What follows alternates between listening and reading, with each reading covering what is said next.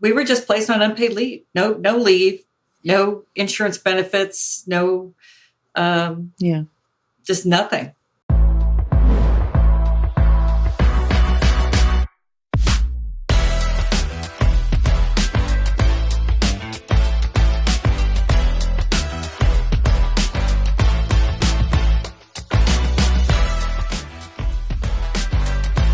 Okay, welcome to Shot Callers. My name is Michelle Evans. I'm the political director here at Texans for Vaccine Choice. And today I have the privilege of speaking with Laura Cox from Airline Employees for Health Freedom.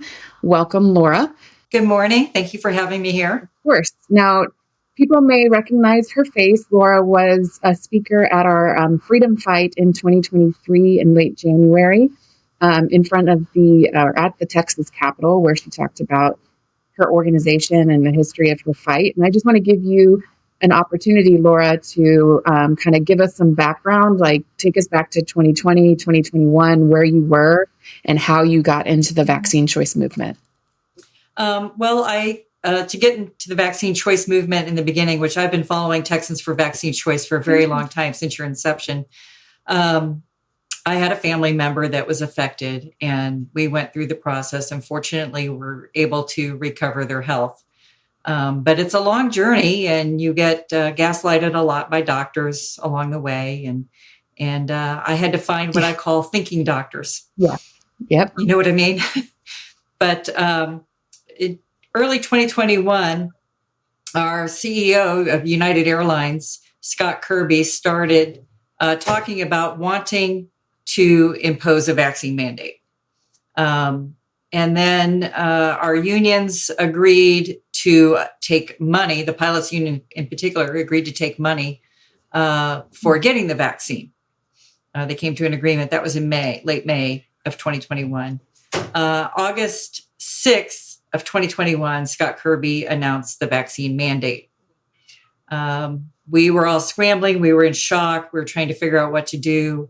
We came together, myself, Captain Sherry Walker, and another one of our wife of a pilot who was also an attorney, Danielle Runyon. The three of us came together, and we came up with a plan to fight this.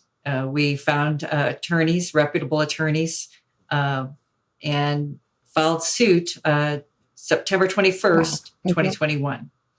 Now, leading up to that, early September, leading up to that, Kirby knew about Title VII and the ADA, and we had all requested reasonable accommodations. He gave a deadline of August 31st to request your reasonable accommodation, which, we don't understand why there's a limit on when you can find God or when you can have a medical issue that might preclude you taking that particular vaccine.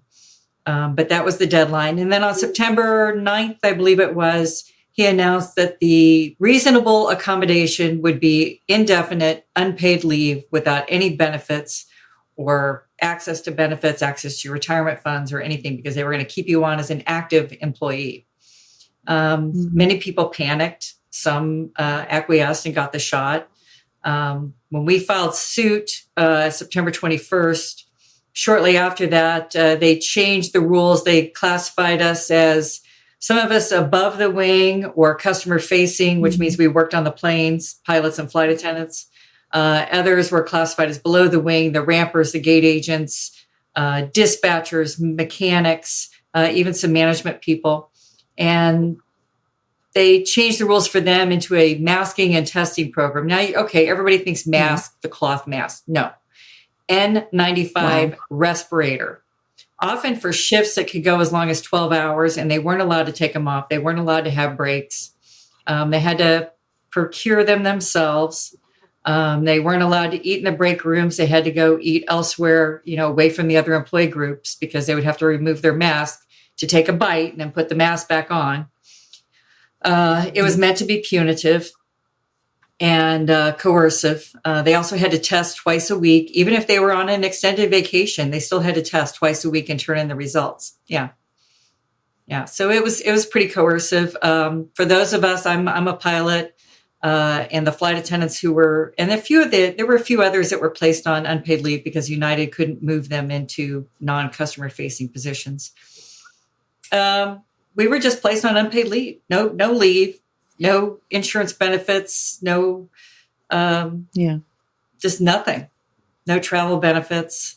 Even some pilots were requesting to go fly for other employers, and there were times that United denied that.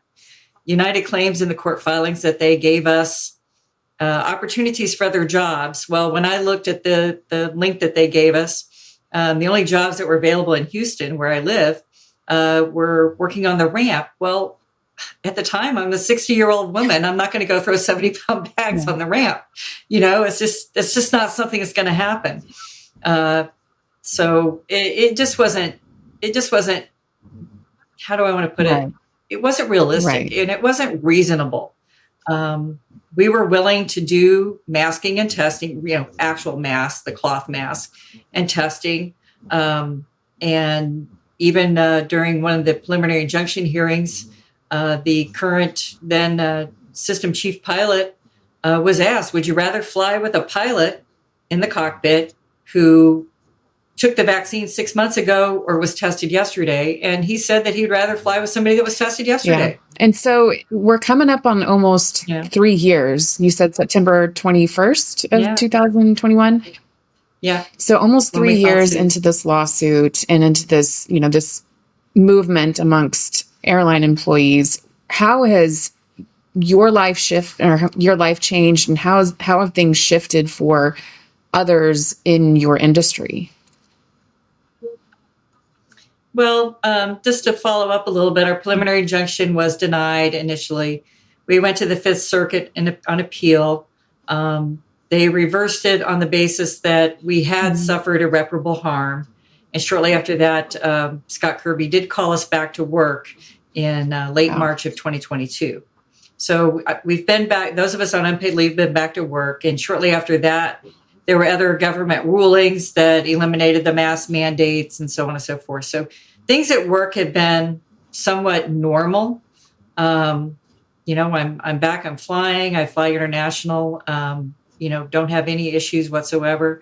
But it's just this constant thing hanging over our heads every day. When's the next thing? You and I were talking about earlier, new diseases coming. Our government just purchased $176 million in bird flu vaccine to be developed. It's just never ending. They're not going to stop. And we have to be ready to fight. And I really appreciate the opportunity when you guys reached out to me and said, hey, come to Austin and testify.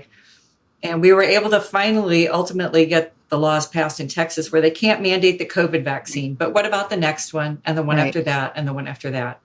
As you know, we've been fighting this battle for our children for many years. And something that we tell people all the time is, yes, COVID changed everything for a lot of people, and people started to wake up to the importance of vaccine choice. But sometimes that's very limited in scope, and they're only thinking about the COVID vaccine. And so our struggle continues to, extend that energy towards other vaccines that are already on the market and vaccines that are coming on the market.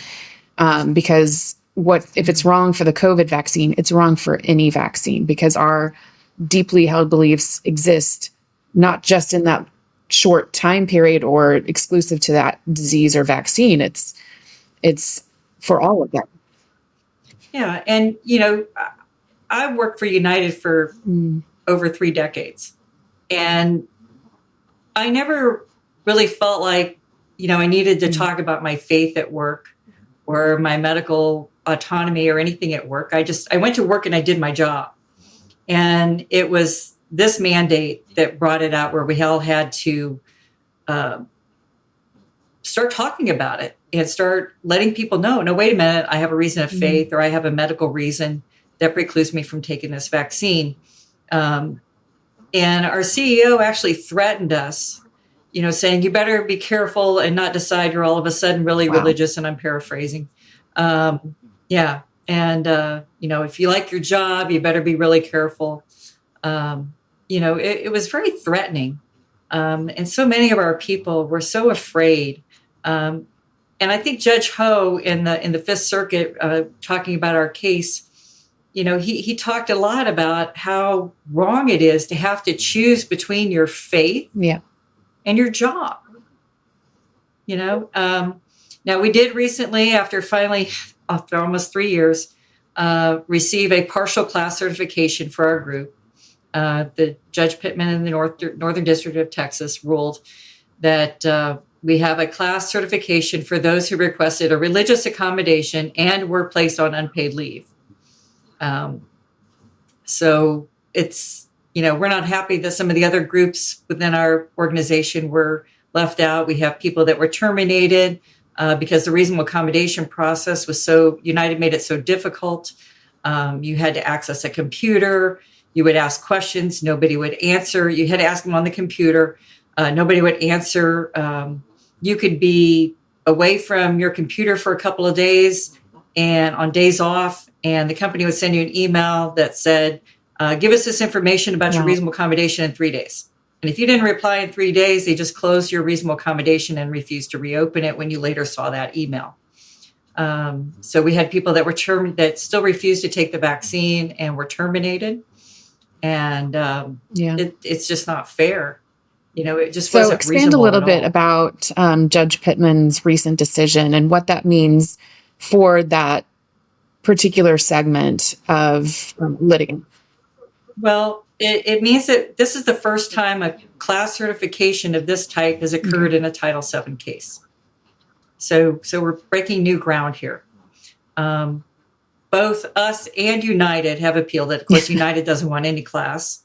So they appealed it July 5th. And we also filed an appeal on July 5th to include the groups that were not included, the terminated, the people that were subject to the respirator and testing mandates that were so much more onerous than any other employee group had to suffer through.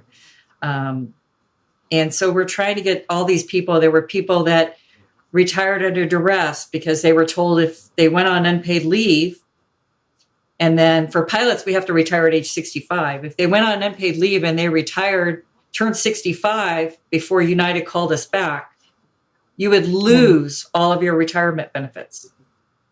So as they're within a year of retiring, and they're like, how do I lose everything? How do I lose access to the travel that I've earned, the insurance benefits I've earned? They were all part of my employment package, and United's just going to wipe it off because they placed you on this unpaid leave.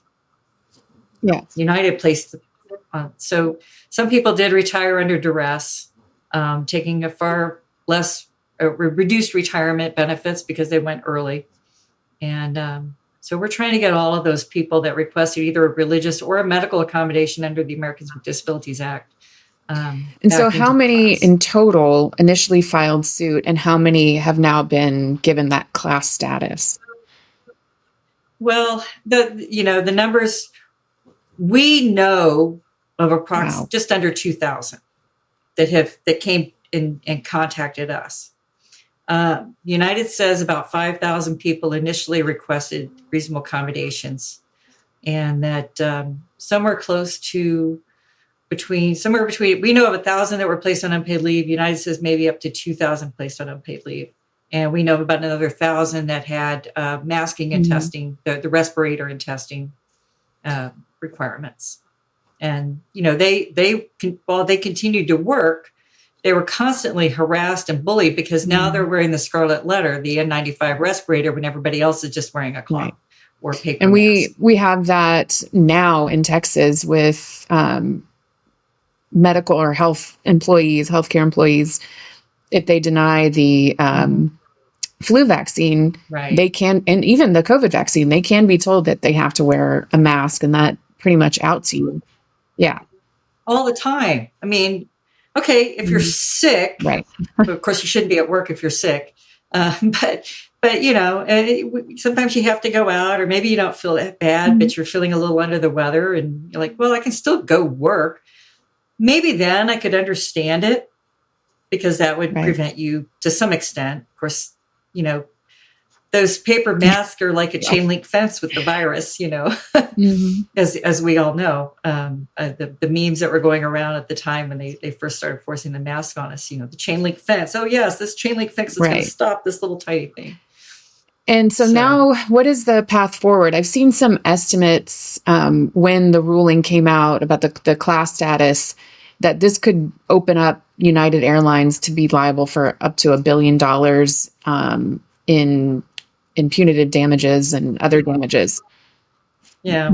Well, we have the back pay for those that were placed on unpaid leave.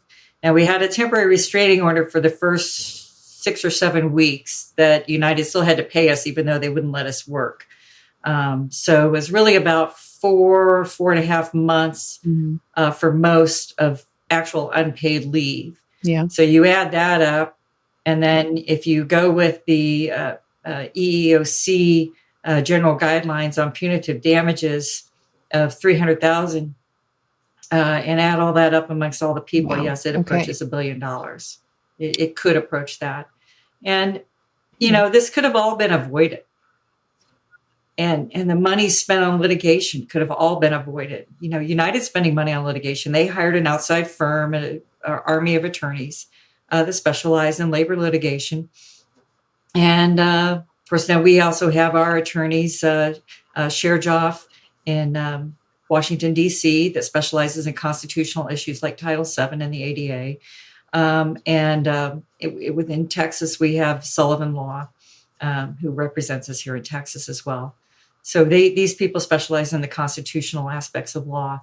But it's very expensive and it's very time consuming to manage a group of 2,000 people, as you well know. But I love doing it. I embrace all of them.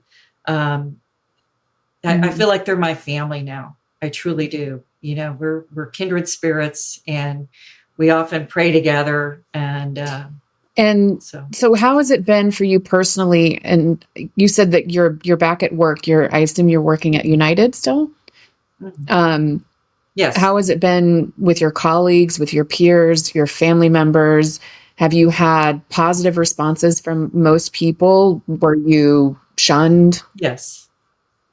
Most people, when we talk, if the subject comes up, I don't really bring it up, but if the subject comes up and we talk about it and I reveal that I did not take the vaccine, most guys are like, good for you. I wish I had done that, and one of the things I hear too often, I hear some of the pilots I fly with, and even some of the flight attendants, if I get to talking to them, oh, I had COVID again last week. It's just, they keep getting it over and over. I've had it once and done. I had it August of 21, and it knocked me on my back for about 10 days, but I have natural immunity now, and I haven't had any more issues. In fact, I'd say I'd been somewhat healthier overall, just a minor cold now and then. Well, and I appreciate everything that you're doing. I appreciate the fact that you are leading this charge along with a couple of your colleagues.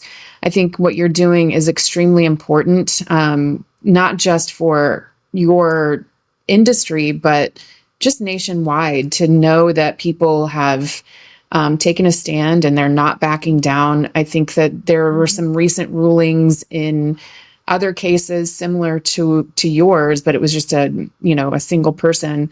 So I feel like the tide is turning a little bit. There have been a lot of cases that maybe not directly COVID related to. The Hardison was overturned by the Supreme Court, which talks about employers don't have to accommodate if it costs them more than de minimis. That's been overturned.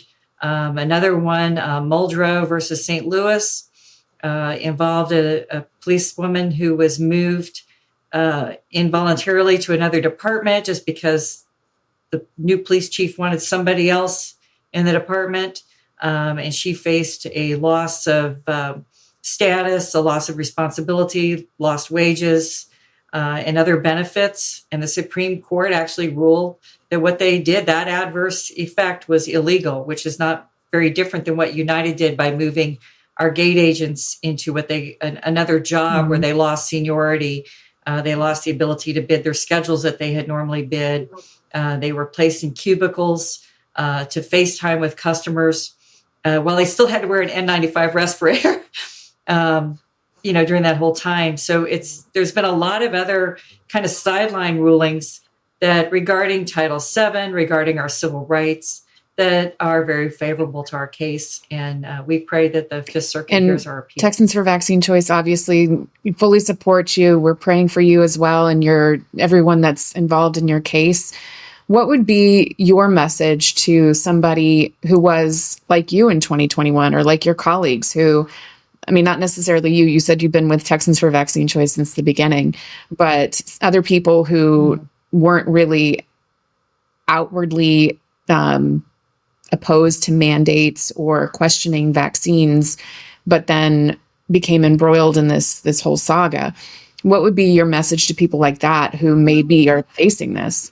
Well, many people I know that ultimately joined our group at United Alone, they said they never really questioned vaccines that much until they were mandated. And then they started looking deeper. And I've always advocated, like the National Vaccine Information Center website says, educate before you vaccinate. Learn. Know what you're doing. Know what the medical interventions, what the positives are, what the negatives are, and make an informed choice. I think each of us need to do that as individuals. And that's why mandates are wrong, because we each have individual beliefs. We each have individual medical needs. We're all genetically different. You and I know this just too well. And you just can't mandate something without harming something else. You cannot say something is 100% safe, because they're not. So, what's safe for you is not safe for me. And one final question before we log off of here, but I just want to ask you if you think it's been worth it. Oh, absolutely. 100%. And it's really made me a believer that people can force change. We can reach out. We can, just by being there and constantly, politely, respectfully debating the topic, we can force change, and we can change minds. Thank you for everything that you're doing. Thank you for teaming up with TFVC in this fight here at the state level. We look forward to working with you in 2025 when the legislative session begins, and look forward to hearing how everything plays out with the lawsuit. Keep in touch. Thank you. Yep, we'll keep you updated. We're waiting on the Fifth Circuit They're now. A friendly court. Again, we're praying. Yes, thank you so much for your time. Where can people find you and your organization? Our organization can be found at www.ae4hf.com. ae4hf.com. It's Airline Employees for Health Freedom. They can also post that in our website, should pop up.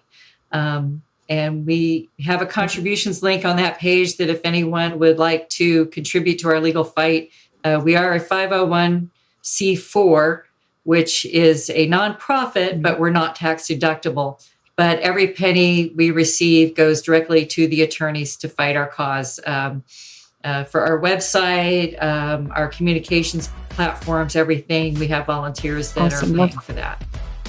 Thank you so much for everything that you're doing, and God bless.